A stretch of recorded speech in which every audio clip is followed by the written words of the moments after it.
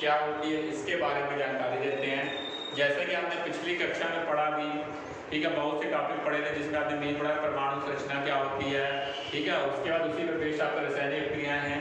रासायनिक क्रियाएं क्या होती है, जब दो या दो से अधिक तत्व आपस में क्रिया करके नए गुणधर्म वाले या भिन्न भिन्न गुणधर्म वाले नए तत्वों का निर्माण करते हैं तो वह रासायनिक क्रिया कहलाती है। क्या, जब दो या दो से अधिक तत्व परस्पर सहयोग करके, ठीक है, भिन्न भिन्न या नए गुणधर्म वाले नए तत्वों का यौगिकों का निर्माण करते हैं उसे रासायनिक क्रिया कहते हैं। दो या दो से अधिक यौगिक तत्व हमने लिए, आपस में क्रिया करें तो नए गुणधर्म के कुछ अलग गुणधर्म लेते हुए तत्वों का जब निर्माण होता है तो बनने वाली क्रियाएं होती है, रासायनिक क्रियाएं होती हैं।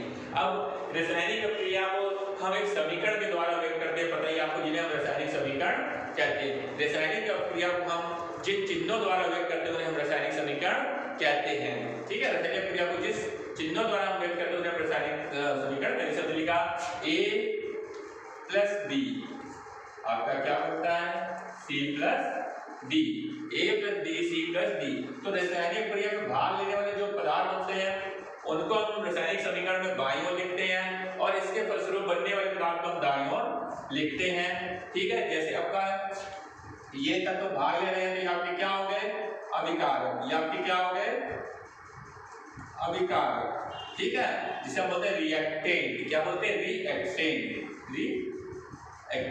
ठीक है। और अक्रिया के फलस्वरूप बनने वाले पदार्थ को बोलते हैं उत्पाद, मतलब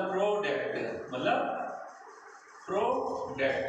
किसी रासायनिक क्रिया के फलस्वरूप बनने वाला पदार्थ क्या कहलाता है, उत्पाद कहलाता है। और रासायनिक क्रिया में भाग लेने वाला पदार्थ क्या कहलाता है, अभिकारक कहलाता है, ठीक है।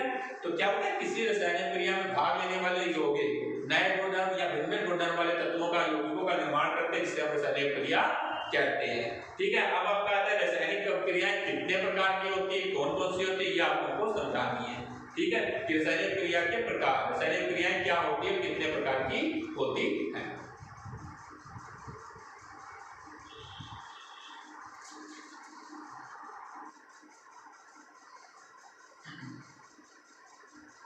देखिए आपका है क्या, रासायनिक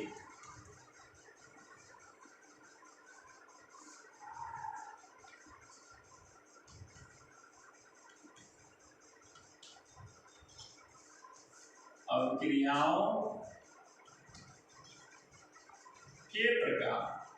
रासायनिक क्रियाओं के कौन कौन से प्रकार होते हैं, यानी किसी रासायनिक क्रियाओं के कौन कौन से प्रकार होते हैं। इसमें सबसे पहले आपका आता है योगात्मक अभिक्रिया। क्या आता है, योगात्मक अभिक्रिया। योगात्मक अभिक्रिया क्या होती है ये आपको हम बताते हैं कि योगात्मक अभिक्रिया क्या है, इसके बारे में हम आपको बताते हैं, ठीक है। योगात्मक तो देखिए सुनने में लग रहा है योगात्मक, इसे संयोजन अभिक्रिया में बोलते हैं, ठीक है। एडिशन ये मतलब संयोजन। योगात्मक सुनने में लग रहा है, योगात्मक मतलब योग होगा, यानी वे रासायनिक अभिक्रियाएं जिसमें दो या दो से अधिक तत्व यौगिक परस्पर सहयोग करके एक नए यौगिक का निर्माण करते हैं उसे हम योगात्मक क्रिया कहते हैं। वे रासायनिक क्रिया जिसमें दो या दो से अधिक यौगिक परस्पर सहयोग करके एक नए यौगिक का निर्माण करते हैं उसे हम योगात्मक क्रिया कहते हैं। जैसे C+O2 gives CO2। आपने क्या देखा कि यहाँ पे कार्बन और ऑक्सीजन मिलकर कार्बन डाइऑक्साइड बना रही है, कार्बन और ऑक्सीजन मिलकर क्या बना रही है, CO2 बना रही है। तो यहाँ पे क्या होगी, योगात्मक क्रिया होगी। जैसे H2+O2 gives 2H2O। तो आपने क्या देखा यहाँ पे हाइड्रोजन और ऑक्सीजन के सहयोग से क्या बना, जल बना। तो यहाँ पे कैसी क्रिया होगी, योगात्मक क्रिया। बहुत सिंपल सा रिएक्शंस का एग्जांपल देने में समझा रहा हूँ, ठीक है। तो यानी आपको क्या था, यानी जब दो या दो से अधिक तत्व यौगिक अथवा परमाणु समूह परस्पर सहयोग करके एक यौगिक या परमाणु समूह का निर्माण करते हैं तो उसे हम योगात्मक क्रिया कहते हैं। जैसे C+O2 दो थे आपस में जुड़े तो एक का निर्माण हुआ, यहाँ पे भी दो थे तो यहाँ पे भी क्या देखें आप, एक ही यौगिक का निर्माण हो रहा है। तो यहाँ पे किस तरह की क्रिया है, योगात्मक क्रिया। यानी योगात्मक क्रिया में एक यौगिक का निर्माण होता है, ठीक है। अब नेक्स्ट आपको इसमें बताते हैं विस्थापन क्रिया क्या होती है, क्या होती है विस्थापन क्रिया क्या होती है।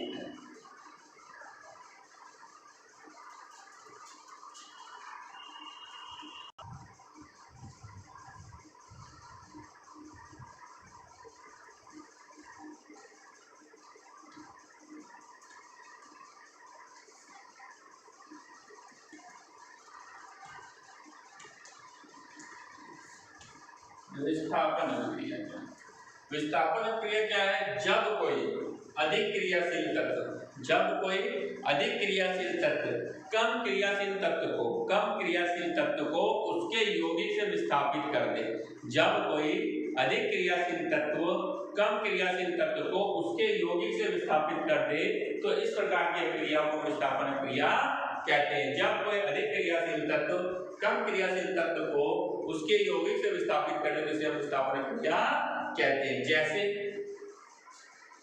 आयरन है, आपने इसकी कॉपर सल्फेट से क्रिया कराई, तो देखिए आयरन है, कॉपर सल्फेट क्या है, इसकी तुलना में कम क्रियाशील तत्व है। कैसा है, कम क्रियाशील तत्व, तो आयरन इसकी जगह पे आ जाएगा, तो आपका क्या बन जाएगा, फेरस सल्फेट और कॉपर। तो आयरन ने क्या किया, इस कॉपर को विस्थापित कर दिया, इसके यौगिक से निकाल दिया, तो क्रिया क्या होगी, विस्थापन क्रिया। यानी जब कोई अधिक क्रियाशील तत्व कम क्रियाशील तत्व को उसके यौगिक से विस्थापित कर दे तो उसे हम विस्थापन क्रिया कहते हैं। जैसे Zn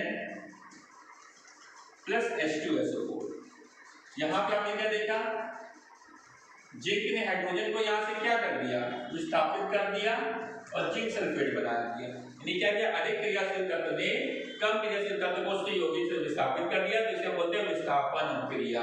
कैसी क्रिया, विस्थापन क्रिया। यानी जब कोई अधिक क्रियाशील तत्व कम क्रियाशील तत्व को उसके यौगिक से विस्थापित कर देते तो उसे हम विस्थापन क्रिया कहते हैं। ठीक है स्टूडेंट्स, चलते हैं आगे नेक्स्ट स्लाइड की ओर।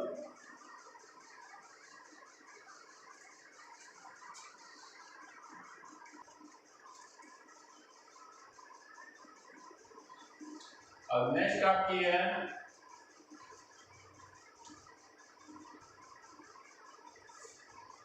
द्विविस्थापन अभिक्रिया। इसे आप लोग बोलते हैं उभय अपघटन क्रिया भी बोलते हैं। क्या बोलते हैं, उभय अपघटन अभिक्रिया। ठीक है, चाहे आप इसको विस्थापन क्रिया बोले चाहे आप इसको उभय अपघटन क्रिया बोले, एक ही।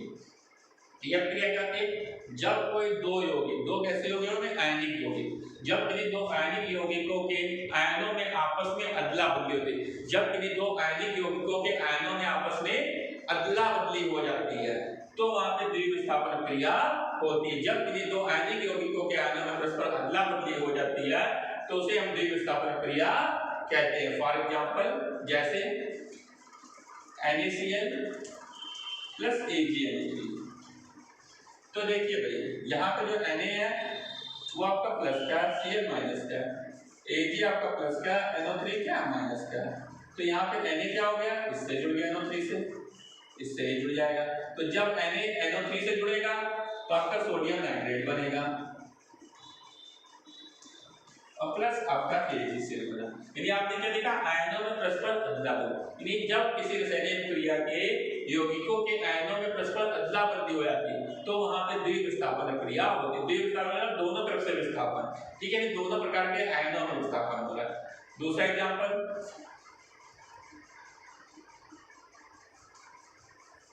जैसे हमारा सल्फ्यूरिक एसिड है, इसकी हमने किससे कराई, BaCl2 से कराई, बेरियम क्लोराइड से। तो क्या होगा, देखिए सल्फ्यूरिक एसिड में क्या होगा, 2H प्लस होगा और सल्फेट आयन होगा। बेरियम क्लोराइड आपका क्या है, Ba प्लस और क्लोराइड Cl माइनस। तो ये जो आपका है इससे जुड़ जाएगा, यानी ये इसके Cl से जुड़ेगा तो आपका 2HCl बन जाएगा और प्लस BaSO4 बन जाएगा, यानी बेरियम का सल्फेट बन गया। यानी बेरियम किससे जुड़ गया, सल्फेट से जुड़ गया और हमारा हाइड्रोक्लोराइड, हाइड्रोजन क्लोराइड यानी हाइड्रोक्लोरिक एसिड बन जाएगा। यानी कि जब किसी रासायनिक अभिक्रिया के आयनों में परस्पर अदला बदली होती है तो उसे द्विविस्थापन क्रिया कहते हैं। आज तक के वीडियो में मैंने इतना ही बताया। सबसे पहले तो रासायनिक अभिक्रिया क्या होती है, वह क्रियाएं जिसमें दो या दो से अधिक तत्व यौगिक परस्पर क्रिया करके भिन्न तत्वों वाले या नए गुणधर्म वाले तत्वों का यौगिकों का निर्माण करते हैं, रासायनिक क्रिया कहते हैं। रासायनिक क्रिया के प्रकार में सबसे पहले योगात्मक क्रिया बताई, वह क्रियाएं जिसमें दो या दो से अधिक तत्व यौगिक अथवा परमाणु समूह परस्पर सहयोग करके एक नए यौगिक का निर्माण करते हैं, योगात्मक क्रिया कहते हैं। दूसरी बताई विस्थापन क्रिया, वह रासायनिक क्रिया जिसमें कोई अधिक क्रियाशील तत्व कम क्रियाशील तत्व को उसके यौगिक से विस्थापित करता है, उसे विस्थापन क्रिया कहते हैं। लास्ट नंबर की विस्थापन क्रिया यानी वह रासायनिक क्रिया जिसके उपस्थित यौगिकों के आगे में परस्पर अदला बदली होती है, उसे विस्थापन क्रिया कहते हैं। आज के वीडियोस में आपको स्टूडेंट इतना ही याद करना है जितना मैंने बताया। Okay, thank you.